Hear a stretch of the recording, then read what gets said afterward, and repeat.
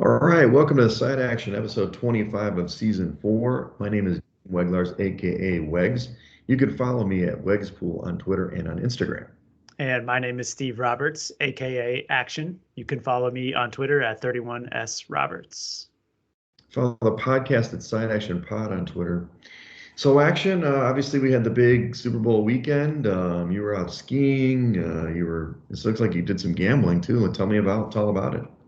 I got on the Colorado apps. We were, as the listeners know, we were in Avon last week doing some skiing at Vail and Beaver Creek, and landed and remembered that Colorado also has legalized gambling. So I fired up my apps, and it's really interesting because DraftKings, I noticed when I travel in other states that have DraftKings, I can just log right in and use the same account, same balance and everything. But really? Literally all the other operators have like it separated state by state. So I still have an account. Actually, no, I take that back. I have to create a new account for like Caesars and FanDuel and PointsBet and all of those, and actually deposit a separate balance. So it's like all the other operators have separate accounts, but DraftKings is federal. I don't really know how that works, but I thought it was interesting. Are you on FanDuel as well? Yeah. Mm-hmm. But FanDuel doesn't let you do that either? I did notice actually that I think FanDuel does it, but they actually like transfer the balance as you cross state lines. So it shows up like in the accounting of my account that there's a transaction where like they took the balance from Michigan and shifted it to Colorado. Right. Interesting. Well, that's something we talked about in the early episodes. How is this all going to play out? And I know in Illinois they've got whatever, they've made it so difficult for people to operate to protect the local casinos. I wonder at some point if that kind of dissolves. But Rivers kind of tries to have a stranglehold because it's like, I think with FanDuel now you have to sign up in some place near East St. Louis or something, the one casino that they have in person. But yeah, I thought that eventually you get to that point where, like you said, DraftKings or something like that, you can just log on and bet in a different state, assuming it's legal. They've got, maybe it's a licensing issue. It's hard to say. But it's really interesting that the other ones like MGM or Caesars doesn't have that functionality because they seem to be expanding quite a bit. Sports books all over the place. I mean, you see the commercials everywhere. I mean, I'm done with Jamie Foxx. Yeah, it was interesting. So did a little bit of winning, had some golf matchups that came home, and then I promptly cashed out all of my Colorado accounts. So they're all at zero today. No reason to keep a balance there until I go back. Yeah, transfer back to Michigan. Let's go back to the homeland. So that's good. I mean, my weekend was, not super eventful.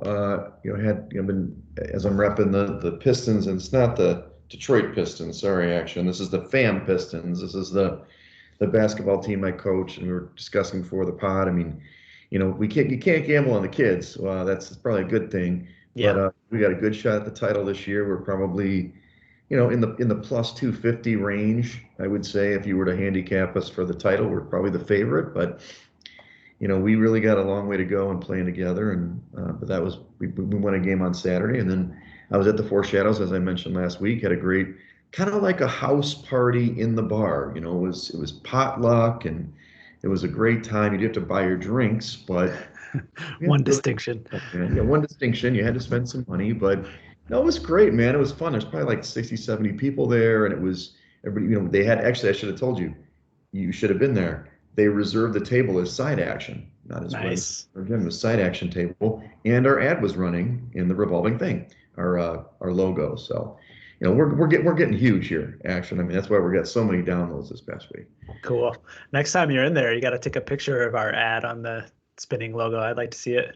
I will. Hopefully we'll keep that up. I might have to grease some palms to keep it going. But well, let's jump into the big game. Obviously, the Super Bowl. Hopefully everybody's already, this is Wednesday now. We're taping. The game's, happened already. But, it's an interesting game, Action. I mean, obviously, the Rams won. They won the game 23-20. The Bengals did cover the number at +4, 4.5, whatever you got it at. And the under cashed at 48.5. Now, if you watch this game in the first quarter or first half, you might have thought, first of all, what the hell? Why weren't the Rams killing this team? They came out just kind of like Kansas City, scored on a couple drives, did kind of blow an extra point.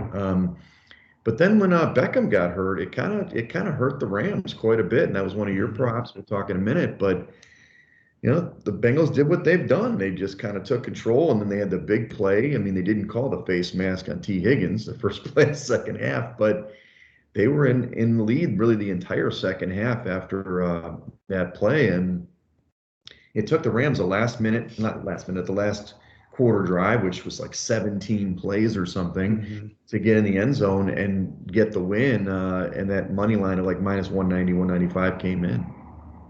Yeah, it was certainly the tale of two halves, and I think you're spot on. As soon as Beckham went down, the Rams just couldn't do anything on offense. I, Hmm. I was very impressed with the Bengals' run defense. I think that was a big surprise to me how well they played and bottling up Akers and Henderson and Yep. Michelle. I don't think Yep. any of them did damage on the ground. And Nope. after Beckham went down, Stafford really had a hard time moving the ball through the air until the last drive when he just threw it to Cup every time. Yeah, it was like, okay, we're going to do this. We're going to get you the MVP. I mean, and he came in at the MVP, which was probably good plus money there. I wasn't sure. I mean, it was tough. I mean, I'm sorry, Donald had a great second half. Didn't do much in the first half, but he definitely turned it on late. After that big play, in fact, I mean, we didn't recount every play, but that exchange at the beginning of the second half, I mean, it was a big play, obviously, to get the big touchdown to Higgins. And by the way, his yards cashed, but his receptions did not. Um, and then the very next play, Stafford throws not a great pass that got tipped for an interception, and they get a field goal right away. So it's 10 points, the first like 6 plays of the second half. But then that defense just stonewalled the Bengals. It was kind of I mean, really kind of a boring game for that, Yeah. 14 minutes, from that point to the end of the game. And I don't know. I think that a couple of things that we didn't mention, the Bengals, obviously, Burrow got sacked 7 times in the game, a record for a Super Bowl or tying the record.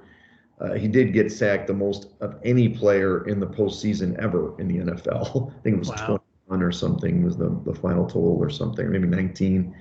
And then, the Rams, I mean, I guess they won it, but it didn't feel like the highest level of football I've seen all season. You know what I'm saying? And sometimes that Yeah. happens. But Yeah, definitely. It was kind of a poorly played game, really all around, and it really wasn't all that exciting. Even though it yeah, was in the balance, I found myself troubling to stay engaged. So it is what it is. Hopefully, you catch some money. I think ultimately, props side, everything, I was about even on the game, so yeah, it's me fine. too. I shouldn't have done some of these way out props. I didn't listen to Action America. If you listen to Action, I would have been profitable. I did a couple like I don't know why I even did this. I was kind of thinking through it. I'm like, oh yeah, plus 2,500 for Sony Michelle to score 2 touchdowns. Obviously that was just throwaway money. It was like $5. That's pretty much what I lost. The rest of them, I broke even essentially. Well, let's go through some of the props, just the ones that to Action's point, if you're listening again, hopefully you listened before, the no usually cashes, right? I mean, most of them. I was really getting close though on that. I was looking for overtime. I got a plus 850 on overtime. And Mhm. at that point in the game, what I did, Action, just so you know, I parlayed the Rams money line and the under Nice. in the game to get, instead of minus 190 and minus whatever, minus 110, it was really plus 190. So that kind of really helped me out. But I was looking at that either way, if they would have gone to overtime or not, it probably would have gone over and I would have lost my bet, but I would have won the plus, I basically won 3 times the money on that one probably from that pick alone. Yeah, you were sitting pretty good there at the end with the Bengals driving. Then Yeah. Yeah. And again, why do you run the ball with P. Ryan on third and whatever? I don't Mhm. do it. I Did mean, you see the screen grab on the fourth down play when Chase was just wide open on the sideline and Ramsey was on the ground, yeah. but Burrow had no time to get it to him? Can we get Jalen Ramsey to stay on his feet? He got smoked several times in this game. So Mhm. that, but also I don't know if you noticed that. Well, a couple things, and I listened to Lombardi Line of Easton this week. One on the play where Cup, I think it was where he got interfered with at the goal line. That was a false start on that Yeah, play. They totally missed it. Two players were false start because the center basically snapped it late, I guess. And then, but also they were letting Donald line up over the ball like the entire game. On the last play of the game, I think the last two plays, his helmet was in the neutral zone. I mean, like they refused to call penalties in the game, which until that one drive when they called it, and the one was pretty bad, the 3rd and 10, which was, they shouldn't have called it. They didn't call anything all game, and then they, but I digress. Some of the other things came in, obviously the Bengals point total under came in.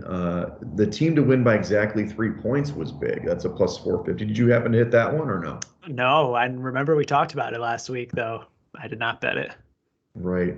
Most of these other ones did not. Like the first scoring plays, for Cincinnati obviously didn't come in. The first team to 15 points, was not the Rams, that was the favorite in that one. I know the guy at the bar had the Rams to win both halves, and I graded it that it didn't because the second one they tied, right? And I would assume you lose that bet, right, if that's the case. Yeah. On the passing stuff, I mean, it really was under. I mean, we talked about it. It wasn't a huge game. Stafford, was under the 280 and a half. Burrow was under 276 and a half.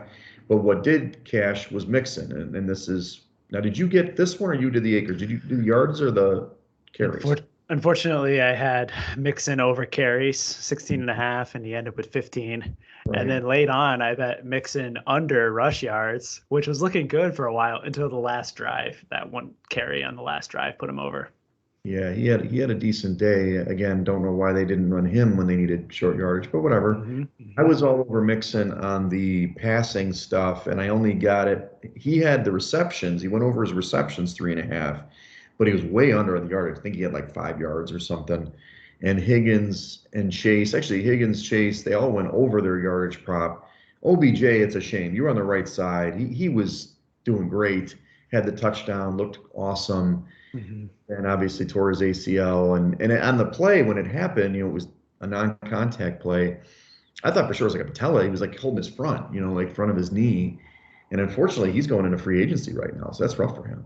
Yeah, tough. And the other knee now, so he has 2 bum ACLs, one on each side. I know how tough that can be to come back from. But I think he had 58 yards even up to that point in the second quarter. He was going to fly over that total. Yeah, he would have made it easy. And then the touchdown props, obviously we got, the first touchdown was Beckham. Now, Luke at the bar, my buddy from volleyball was there. He had an interesting prop. He went with a parlay, Beckham first touchdown and T. Higgins second touchdown. Wow. Well, guess what? Beckham got it, and T. Higgins, the ball, he probably should have caught it at the goal line. The guy's hand was in there, but he could have come away with it, and he was going to get paid. I think it was like plus 1,900 in that or something like that. Maybe it's 2,200. It was a nice payout. Sorry about that. But Cup's anytime, his anytime touchdown cashed at minus 200, and then he got 2 touchdowns, so I didn't actually look at what that was, but that paid pretty well. And then the position to score first was the wide receiver. So, any other props or stuff that you had come in or that you were close on? Yeah, I landed on, we didn't talk about them last week. I landed on a couple of Rams-centric props, like more first downs in the game, more yards than the Bengals, which was actually pretty close. Real close. Lost a few other player props. I had Cup over receiving yards. That did not come in despite his 2 touchdowns. And then also the Cam Akers prop was probably the worst bet of my night. I don't think he came anywhere close to his yardage total. They were getting stuffed all night. That was the one thing I would say, and I know McVay is now supposedly pondering being an announcer or something, which, easier job. He's got a hot-ass wife, who cares, right? But he would refuse. He ran the ball on first down. It was like these 2 guys had the play. It was like run the ball up the middle, first down, get nothing, pass short. It was like they were playing the same game in those, especially it was so conservative in the second half, which we talked about that in terms of the under, but what's fascinating, I'm like, McVay, it's not working. Give it up. Like, do a play fake. It's just crazy, dude. I'm getting a real-time question right now, which we will address, and that's why I'm sorry I'm slightly distracted. Not NFL related, I take it. No, it's not NFL related. It is college basketball related. All right. So we'll talk. It's LSU. He wants to know what to do on LSU tonight. So at least Okay. we have some very like loyal listeners that want information. They just don't understand our taping schedule. The last thing with the fun props, obviously Mickey Guyton shot. She was actually under. It was funny. It was like I thought she'd go over for sure. 95 seconds, I guess, was the number. Didn't omit any words. The flyover was 5. I mean, that's just a. But how about this? Snoop Dogg came in. He came in at plus 375, beat out Dre, and the next episode, another upset there, and the first song performed. Yeah. Yeah. Two juicy prices there, plus 375 for both of them. Exactly. And then the blue Gatorade plus 600. I mean, forget those other Gatorades. This was maybe because it was the Rams or something. Maybe it was blue. Maybe that's something. Maybe to correlate next year. Valid. I think if the Bengals won, for sure, you're going to see orange come out of that Gatorade cooler. There you go, plus 130. So, well, that kind of wraps it up. It's kind of sad, actually. We go through this whole, like, whatever, 4 or 5 months, and, here we are. And obviously, we love the NFL, but it's time to turn the page and a lot of different storylines that'll be emerging through the off season. But, you want to put a bow on the season. Just been an interesting, crazy season, right? Yeah. I mean, I think, looking back to our circuit contest picks, I think you and I both feel really confident in how we performed, especially down the stretch. Mm-hmm. And we were so close to cashing this year. I think that we're really optimistic coming back next year, and certainly we'll be in Circa Millions 4 and looking to do it bigger and better. Yeah, let's do it. I mean, I hate to, purport that Josh Applebaum is right, but it was the year of the underdogs and the under, man. It was the under year, and overall, if you bet, especially in the playoffs, oh my God, Mm-hmm. So it's one of these things. But I think the other thing we learned this year, to me, is that let's definitely pick the side because I think that that's definitely more important than the spread. In the gross, there are obviously certain situations that buck that trend, but we got to, be if we're going to pick an underdog, we got to think they're going to win the game because that's kind of how what happens more often than not. So Yeah. And I also learned that not all of the Simpsons predictions are accurate either. The Rams won. They got the score right, but it was Rams 23, Bengals 20. yeah, exactly. Well, oh, they got the score right? I think so. Yeah. Oh my God, the Simpsons. All right. Okay, well, let's jump into our next segment, the college hoops, which will be most of our segments going forward here. You want to review the action index. It doesn't look that different, but maybe there's been some movement. Yeah, not a lot of change at the top. I mean, these top 3 teams, I think, are head and shoulders above the rest. Gonzaga, Arizona, and Kentucky, I think, are all going to be there in the end. It's hard to say based on Gonzaga's strength of schedule, but just my eye test tells me that this team might actually be better than last year's version, mostly to do with Chet Holmgren. His versatility, I think, gives them an added dimension that they didn't have last season, despite the loss of the point guard and Suggs. Yeah, I do think Suggs. So at the guard position, I do think Suggs certainly he was a stud, but having those two big guys, I mean, Timmy doesn't need to be the pure big man. He can be a creator. He can be he can be out on the perimeter if he needs to. And the other guy can do a little bit better rim protecting than Timmy. So Mm-hmm.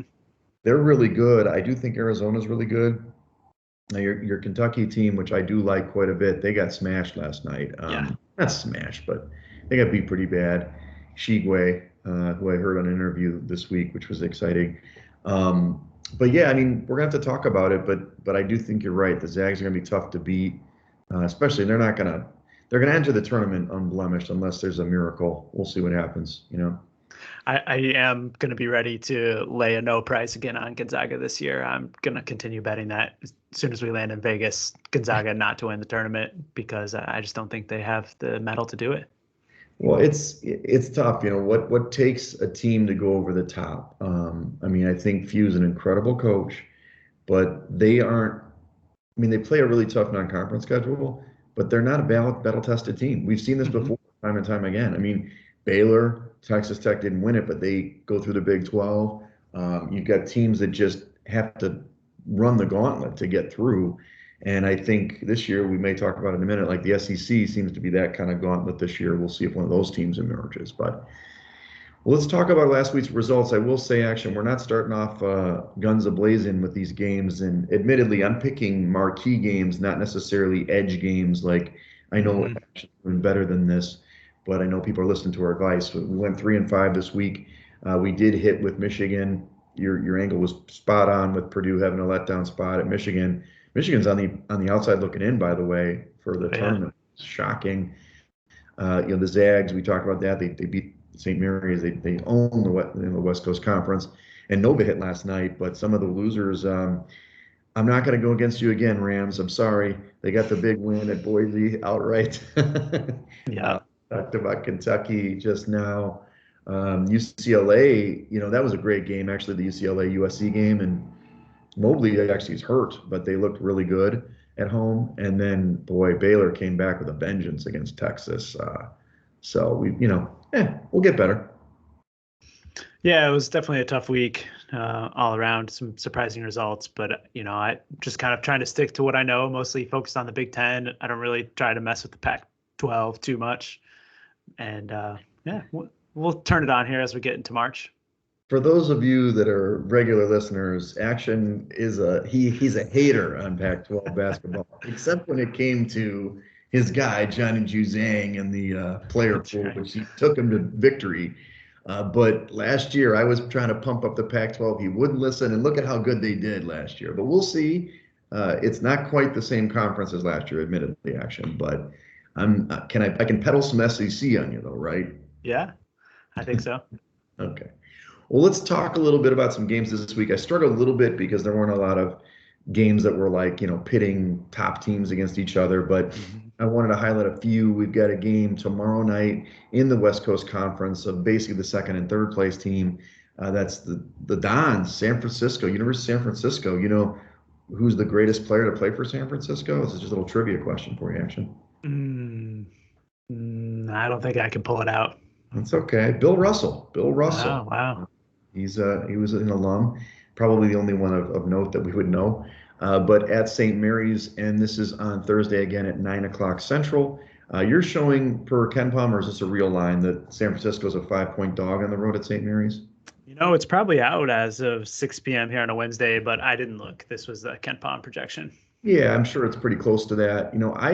I like the Dons. Haven't gotten to see them play. I did get to see that the Zags against St. Mary's game a little bit on Saturday, and they hung in there in the first half. They were trying to slow play the Zags. Zags want to play fast. I think the Dons are a really good basketball team, so I'm excited to watch this game. But I'm gonna take the points. Come on, give me some points in the Dons on the road. Yeah, 5 points in a game with St. Mary. I know San Francisco plays slow, so right. I think that St. Mary's would probably be happy to stick at that pace too. And I think that 5 points might be a little bit too much. Especially, yeah. The only hard part is it's a big bounce back for St. Mary's after getting smoked by Gonzaga over the weekend. It certainly feels like a spot where they're going to try to get right, but I suspect it's going to be a close game as well. Right. Okay.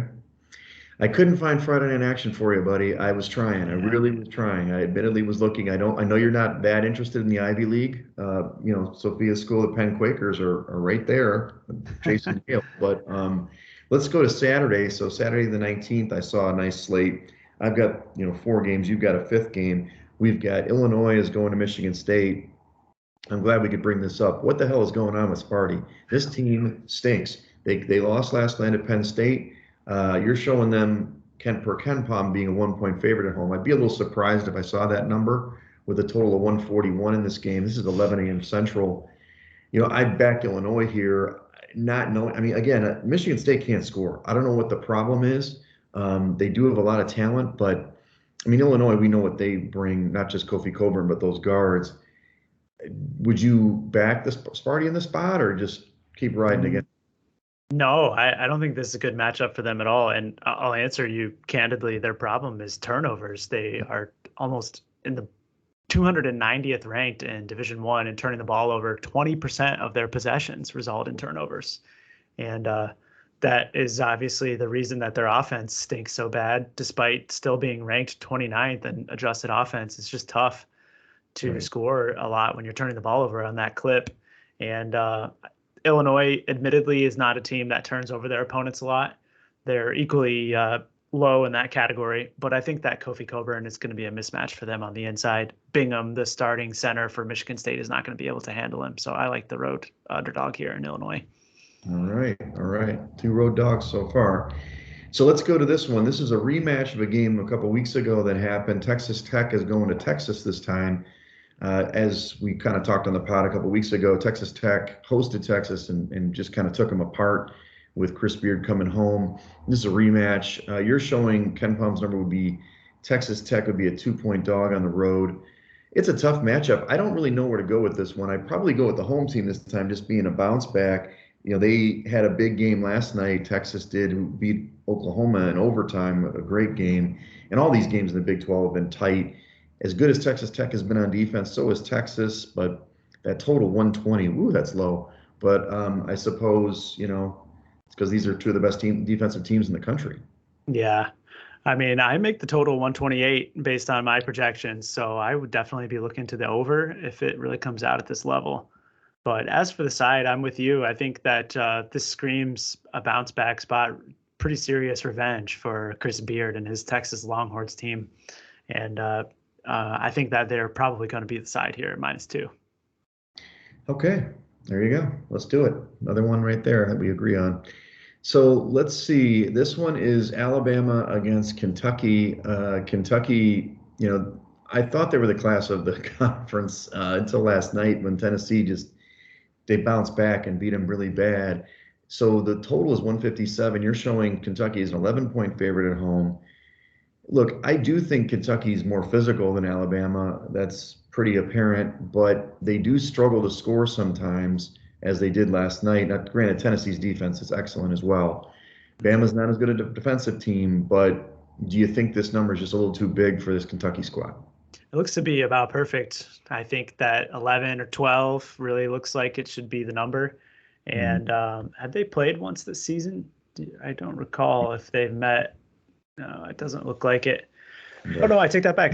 Kentucky did beat them by 11 on the Mhm. road previously in Tuscaloosa. So I think, it could be a mismatch.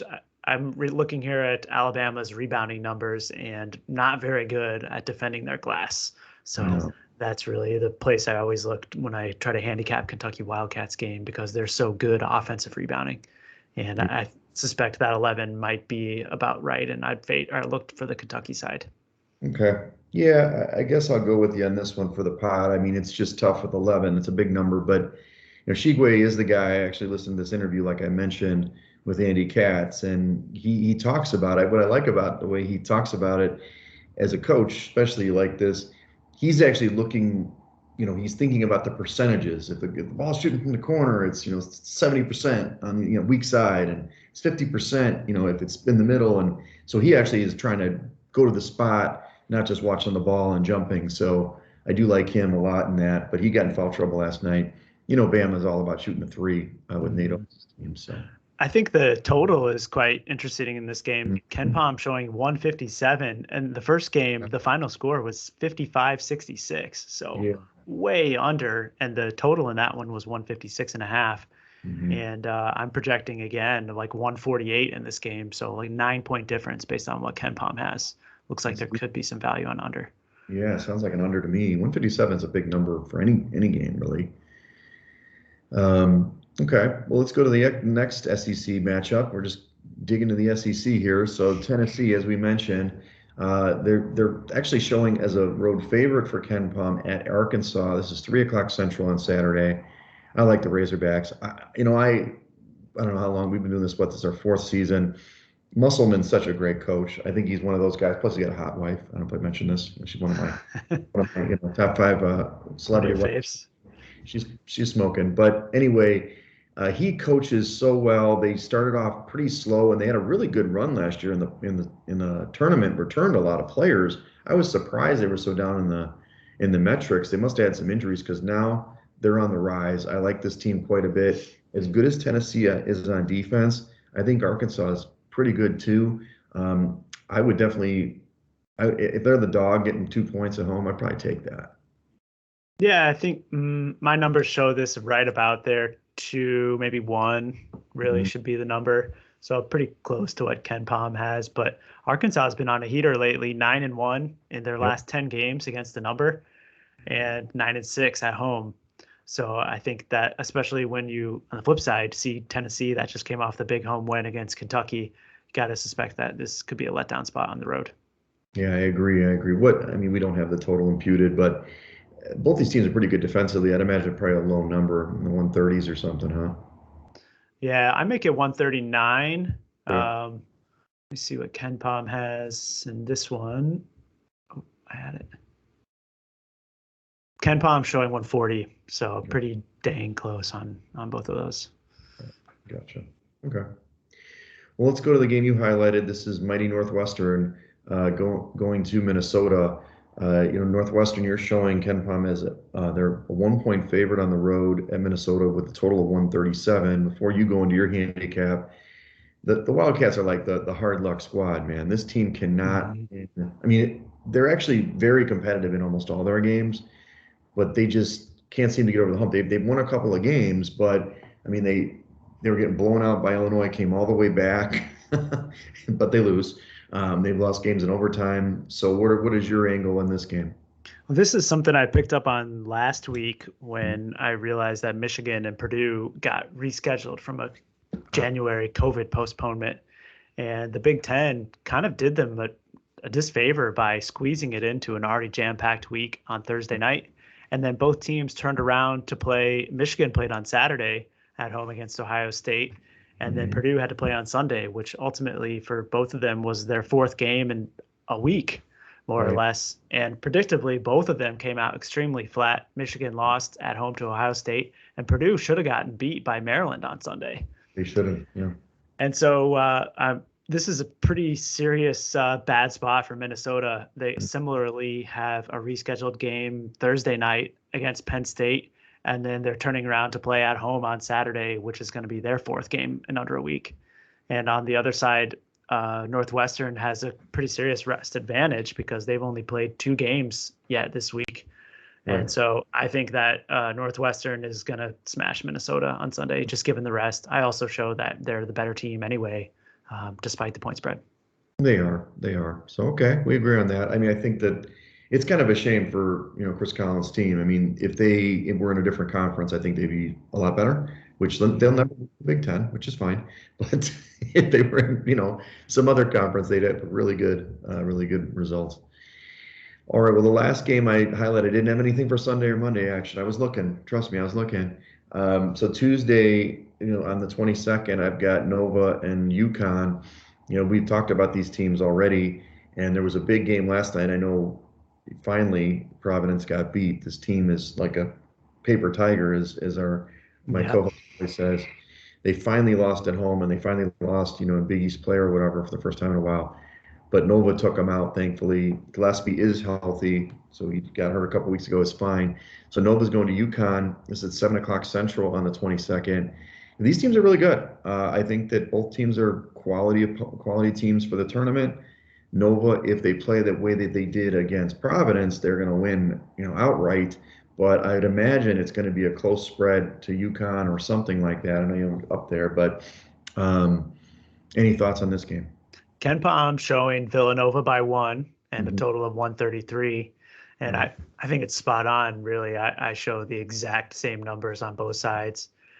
You do have to figure that this is going to be Connecticut's one game that they're going to get up for here and try to knock off the big dogs in the league. Yeah. But the way that Gillespie has been playing, I don't really want to go against Villanova. So I have a lean to Villanova personally. Right. Yeah, that makes sense. Me too. We'll see. When the spread comes out, I guess we'll see it. But if it starts sliding in Villanova, I'd probably go UConn. It's going to be a close game. Should be a good game to watch. That's for sure. So that's not a great lean to put on there. I'm not sure what to put. I guess we could put Nova. All right.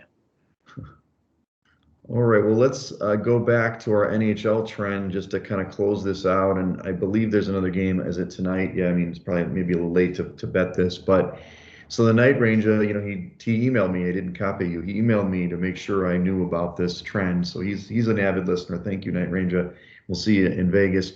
So overall, the trend has gone 5-4 over this period, but it's plus 370 for the money line winners because most of the winners that have come in have been underdogs. Even if you lost on those other ones, the dogs came in. We had Columbus come in against Buffalo. The Devils come in against St. Louis, Seattle at Anaheim. Last night it was kind of a bad beat because they were on top early. They're up 1-0, and then they got pushed to overtime and lost in a shootout against the Rangers. So it was a real tight one on that one. Tonight you've got Carolina going to or playing against Florida, and this is a good spot because Florida has 14 days off, so this may actually put the trend up even better. But I wanted to shout out to our Night Ranger who gave us this trend, and hopefully you followed it and made some money.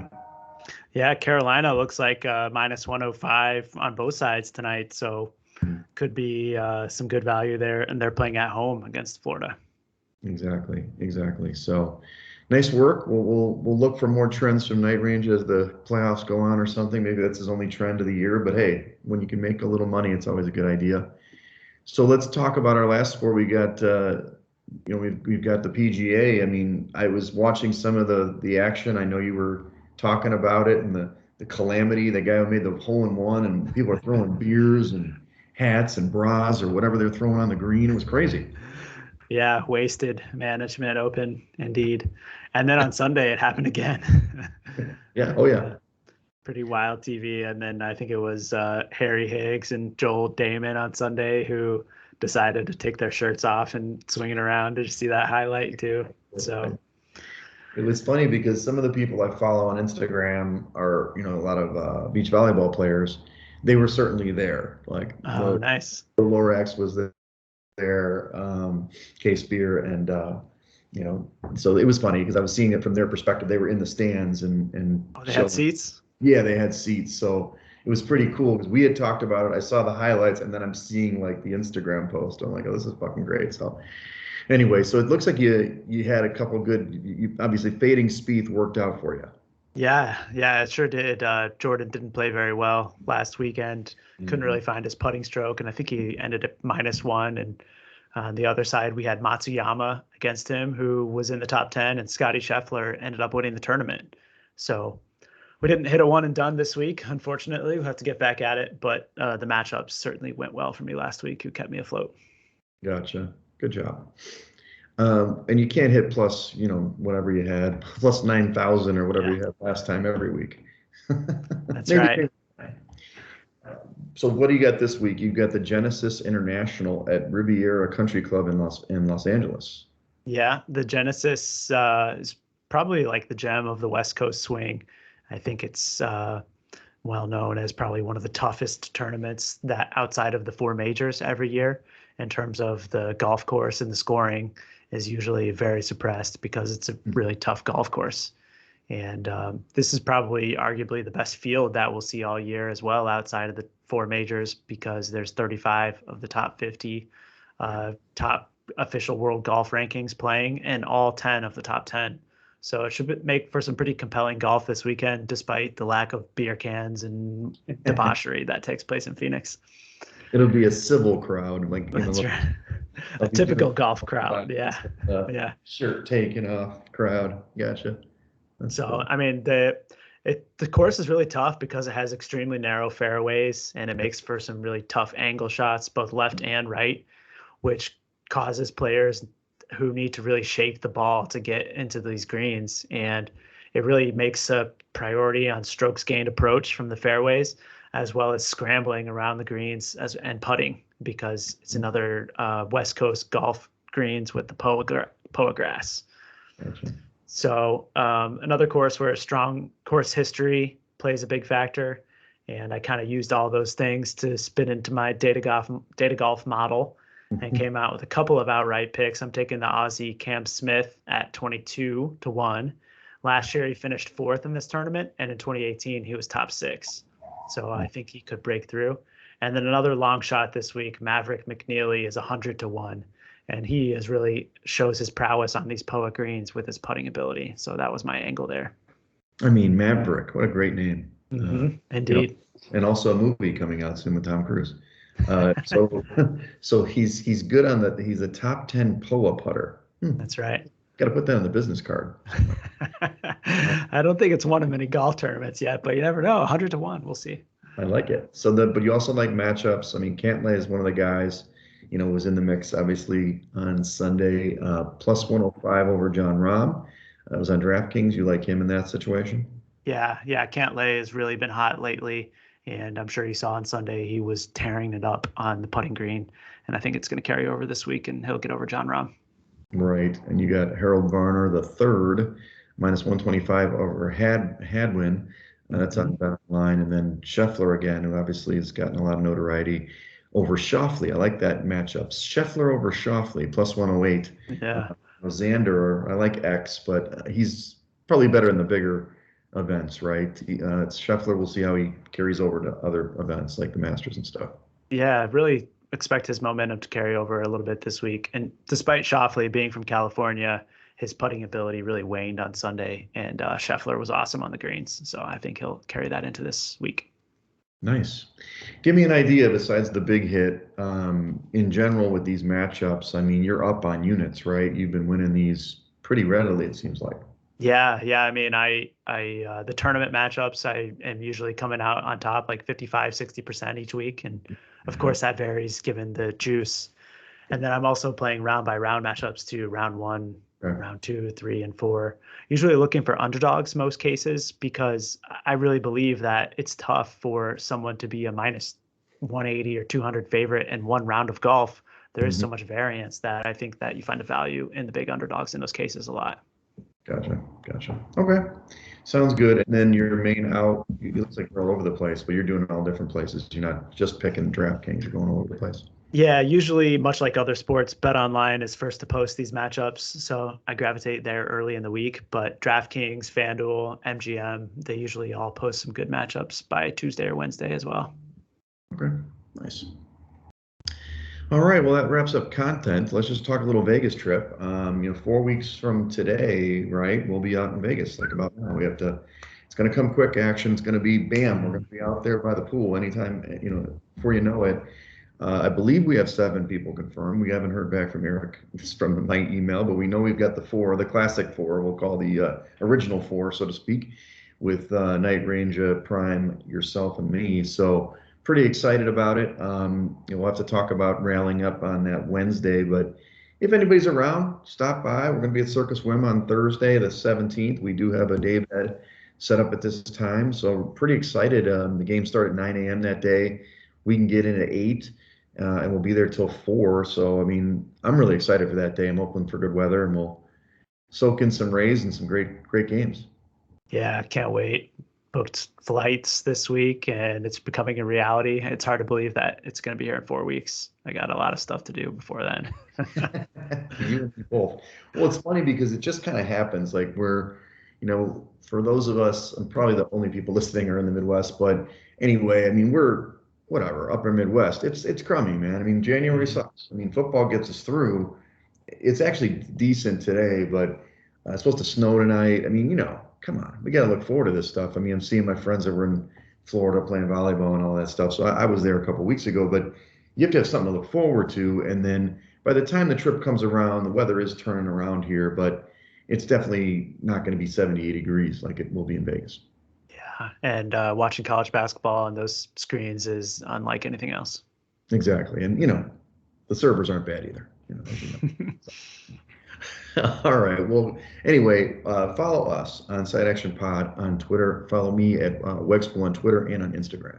And you can follow me on Twitter at 31S Roberts. All right. Get some picks in for college basketball and golf this week if you can.